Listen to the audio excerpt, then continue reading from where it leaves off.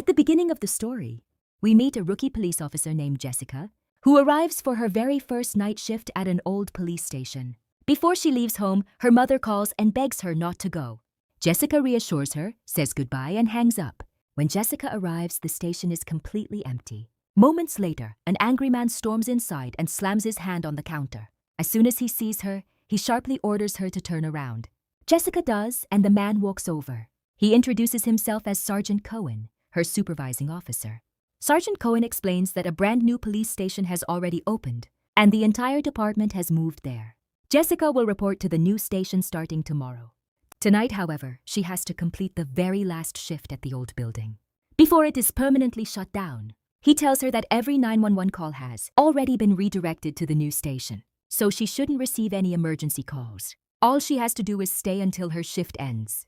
Before leaving, Sergeant Cohen gives Jessica his home address and phone number in case of an emergency. He shows her the kitchen and the holding cells at the end of the hallway, where prisoners are temporarily kept. He specifically warns her not to go anywhere near the holding cells. Jessica wonders why she has to guard an empty station all by herself. Wouldn't it make more sense to hire security? Sergeant Cohen explains that outside security isn't allowed. Only police officers can perform this duty. He then takes her into the evidence room, which is still filled with evidence collected from old crime scenes. For some reason, none of it was ever destroyed.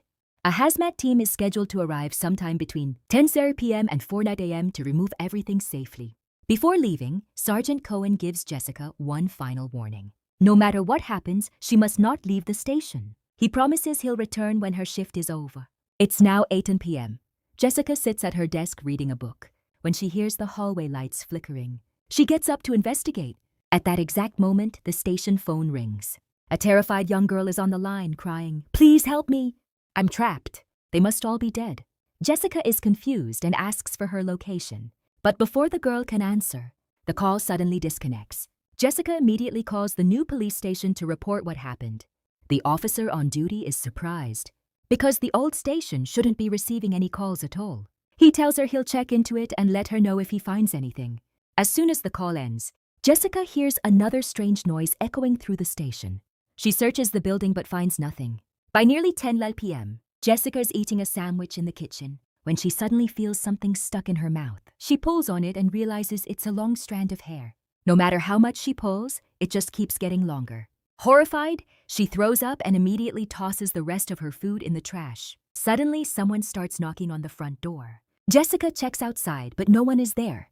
The moment she turns around, she finds a homeless man somehow standing inside the station. He looks completely dazed and starts urinating on the floor. Jessica orders him to leave, but he barely reacts, almost like he's in a trance. She finally forces him outside. While washing her hands in the restroom, Jessica hears what sounds like music coming from the drain pipe. Following the eerie sound, she walks into the men's restroom and discovers thick black liquid overflowing from every toilet. A horrible smell fills the room.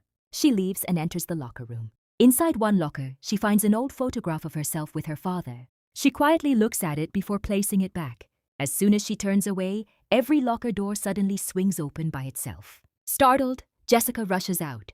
The station phone rings again. It's the same frightened girl. She says her name is Monica and speaks in a panicked voice, saying things that barely make sense. Before Jessica can ask more questions, the line goes dead again. A few moments later, the phone rings once more. This time it's a member of the hazmat team. He apologizes for running late and says they'll arrive before 4 a.m. to remove the remaining evidence. It's now 11:30 p.m. Jessica calls the new station again to report Monica's second call. The officer reminds her that every 911 call is routed directly to them, so Monica shouldn't be able to reach the old station. He realizes that if Monica keeps calling this number, she must be dialing it intentionally, instead of calling 911. He tells Jessica that if Monica calls again, she should tell her to dial emergency services instead. After hanging up, the strange activity inside the station becomes even worse. Bookshelves begin sliding across the floor by themselves. When Jessica goes to investigate, she hears loud crashes and the sound of objects breaking somewhere in the darkness. She cautiously follows the noise into a dark room. Trying to calm herself, she quietly repeats the police oath over and over. Inside, she discovers the same homeless man digging through old boxes. She quickly overpowers him, handcuffs him, and locks him inside one of the holding cells. The instant she does, the heavy door slams shut on its own. Then every light goes out. At the same time, terrified girls begin screaming somewhere inside the station. Jessica freezes in fear. The homeless man suddenly attacks her in the darkness, but she manages to fight him off and knock him unconscious. It's now midnight. As Jessica searches for the exit with her flashlight, a horrifying man suddenly appears outside the window. His face is covered in blood, marked with deep wounds. Startled, Jessica drops the flashlight. Someone picks it up. At first, she assumes it's the homeless man. But when the beam slowly turns toward a corner of the room, she realizes someone else is standing there with them. The stranger breathes heavily. He repeatedly switches the flashlight on and off, almost as if he's playing with her. He shines the light directly into Jessica's face, but refuses to answer any of her questions. Then, during one brief flash, Jessica sees two silent figures standing right behind her. Ropes are wrapped around their necks. White cloth bags cover their heads, stained with strange blood-red symbols. They look exactly like the blood-covered man outside the window. Without warning, the lights suddenly come back on. The door unlocks by itself. The homeless man is lying unconscious in the corner. Jessica grabs her flashlight, rushes outside, and quickly locks the room behind her. Although she's badly shaken, she refuses to give up. She repeats the police oath once again to steady her nerves before returning to her desk. Jessica tries calling Sergeant Cohen, but the moment he answers, she finds herself unable to speak. Then she notices something horrifying. Written across the ceiling in blood are the letters MOS. When viewed from another angle, they spell SOW. Panicking, Jessica rushes through the station, locking every door she can. While securing the main entrance, she notices a young woman standing outside, calmly smoking a cigarette. The woman introduces herself as Mary Gold. She tells Jessica that years ago, she was locked inside one of the holding cells at this very station. That same night, 3 dangerous criminals were placed in the neighboring cell. They were members of the Pemon family, a cult that tried to imitate the infamous Manson family by kidnapping and murdering young girls. Jessica says she already knows the story. According to the official report, the police killed the Pemon family during the final confrontation. Her own father was one of the officers who died that night. Mary quietly shakes her head. That's not what happened, she says. According to Mary, the Pemon family wasn't killed at the crime scene. They were brought back to this station alive and locked in the cell beside hers. She remembers lying awake all night because the 3 of them never stopped singing the same disturbing song. Mary softly hums the melody. Jessica instantly recognizes it as the exact tune she heard coming from the bathroom drain. Mary explains that before sunrise, the 3 cult members braided ropes from their bedsheets and hanged themselves inside their cell. When the officers arrived the next morning, their bodies had completely disappeared. After Mary walks away, the supernatural events become even more violent. Every television in the station suddenly turns on by itself. Old interview footage begins playing. The recordings reveal that the 3 cult members served a leader named Michael Pemon. They worshipped the so-called King of Hell Pemon and kidnapped numerous young girls and sacrificing them in horrific rituals. Throughout the interview, Michael repeatedly promises that one day he will return and destroy everything. As his words echo through the room, chairs begin sliding across the floor on their own, and ghostly visions of the 3 cult members appear throughout the station. Then the phone rings again. It's Monica. Jessica urgently tells her to call 911, but Monica is crying too hard to listen. She begs Jessica to save her. Jessica asks for her full name and age. The girl says her name is Monica Young and she's 17 years old. Jessica then asks whether she's ever heard of Michael Pemon. Monica quietly answers yes. She reveals that every other girl with her is already dead. In the background, the same haunting cult song begins playing once again. Then the call suddenly disconnects. After that, Jessica calls the new police station again and tells the officer everything that has happened. But the officer brushes it off like it's nothing. Instead of taking her seriously, he casually gives her another phone number and tells her to call there if she wants more information. Suddenly, the same song begins blasting through the station once again. Jessica follows the sound, trying to figure out where it's coming from. She walks into a room and freezes. Every chair is stacked on top of another, forming a strange, towering pile. At this point, Jessica starts wondering if the officers at her new station are pulling a prank on her because she's the new rookie. After all, new officers often become the target of practical jokes. Just then, the front doorbell rings. Officer Ryan Price has arrived to check on Jessica. He immediately tells her that no one at the station is playing a prank on her. He steps inside, and the two have a normal conversation. Jessica keeps everything she's experienced to herself. She doesn't mention the terrifying things she's been seeing. Officer Price explains that the moment he heard Jessica had been transferred to this station, he wanted to stop by and meet her personally. He tells her that he knew her father very well. On the night of the Pema family incident, Officer Price and Jessica's father responded together. They arrived before anyone else and did everything they could to rescue the girls trapped inside. During that desperate attempt, 2 officers lost their lives, including Jessica's father. After sharing the painful memory, Officer Price turns to leave. But as he walks away, Jessica notices something horrifying. The back of his head is completely blown open. There's a massive hole in his skull, and part of his brain is exposed. Jessica stands there in complete shock. From that moment on, the station becomes even more terrifying. Strange noises echo through the halls, growing louder with every passing second. Then she sees another nightmare. Michael Pema's dead body slowly shuffles toward her in a twisted, unnatural way. The same bag is still wrapped around his mouth.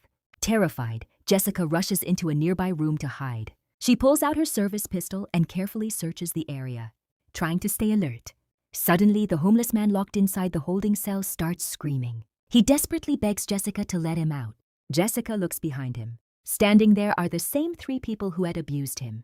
That's when the truth becomes clear. On that night, those 3 had committed the crime together, exactly the way Marigold had described. Panicked, Jessica leaves the homeless man behind and runs for her life. As she races through the lobby, the ghost of a young girl begins following her. At the same time, that haunting song starts playing once again. Drawn by the music, Jessica enters another room. Inside, 7 young girls are sitting together, singing the same song at the top of their lungs. The lyrics sound less like an ordinary song and more like a dark ritual. It resembles a prayer dedicated to the king of hell, Pemon, almost as if they are worshipping him. Then all 7 girls slowly turn to face Jessica. The moment they do, blood-soaked cloths suddenly appear over their faces. Without warning, the door slams shut. When Jessica looks back, every one of the girls has vanished. Barely escaping the room, she quickly calls Sergeant Cohen and tells him everything she's just witnessed. Instead of believing her, Sergeant Cohen becomes furious. He questions her judgment and even doubts whether she's capable of handling the job.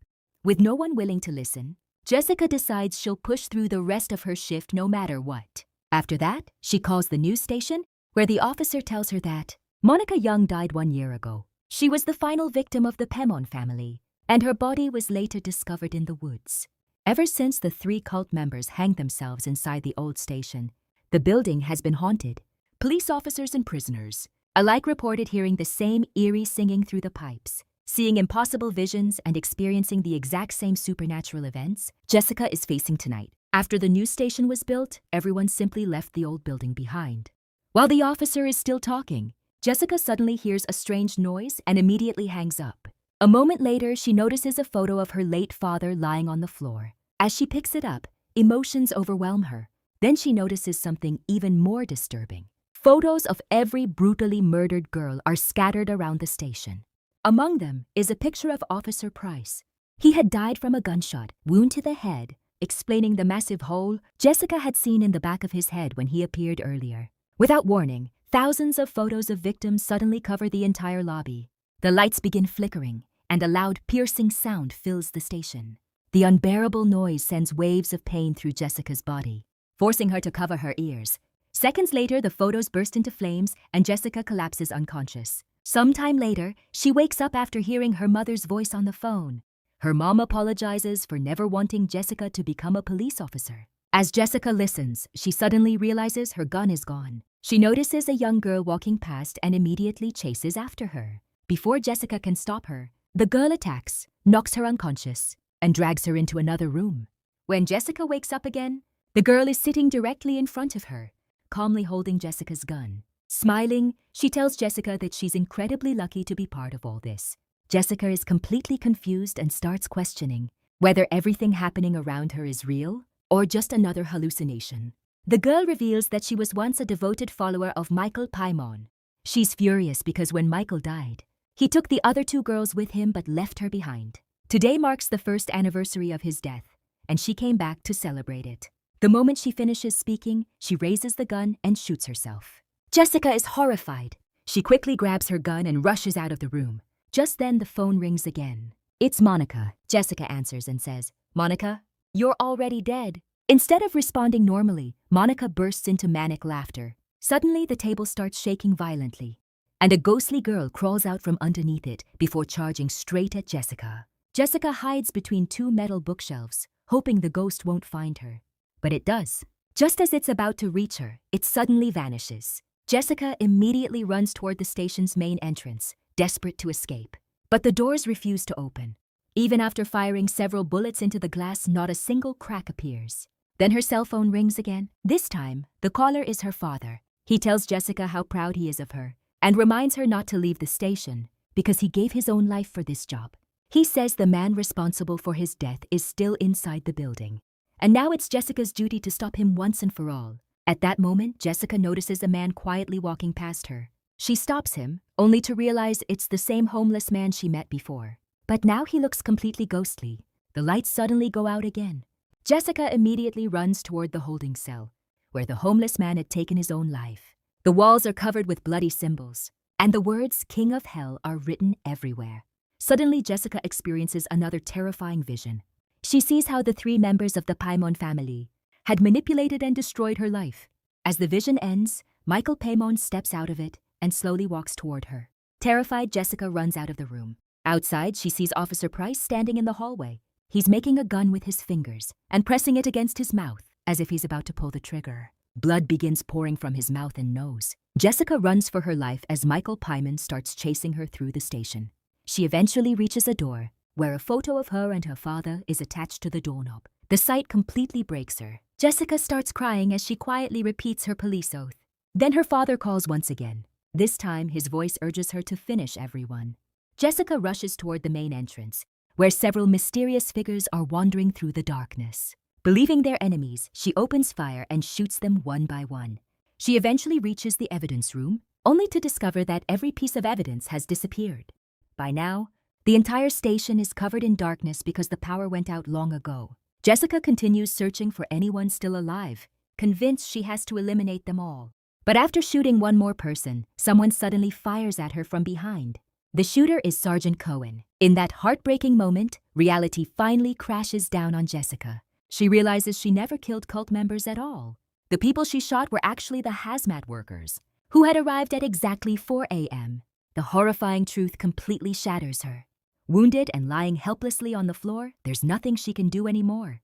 Sergeant Cohen immediately calls for medical assistance over his walkie-talkie. As Jessica slowly slips away, she quietly hums the same haunting song from earlier. One last time, the three members of the Paimon family appear before her. Moments later, Jessica takes her final breath.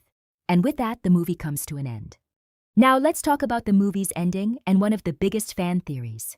In the final moments, Jessica kills the hazmat workers after mistaking them for members of the cult. At that point, it's clear that she has completely lost her grip on reality. But the ending is intentionally left open to interpretation. One popular theory suggests that King Paimon and the cult's supernatural influence manipulated Jessica into completing one final ritual, making her the cult's last victim. Another theory argues that nothing supernatural happened at all. Instead, everything was the result of Jessica's psychological breakdown, triggered by trauma, fear, and overwhelming pressure. The movie never reveals which explanation is the real one. It leaves that decision up to the audience, asking whether Jessica was truly possessed by an evil force or simply consumed by her own shattered mind.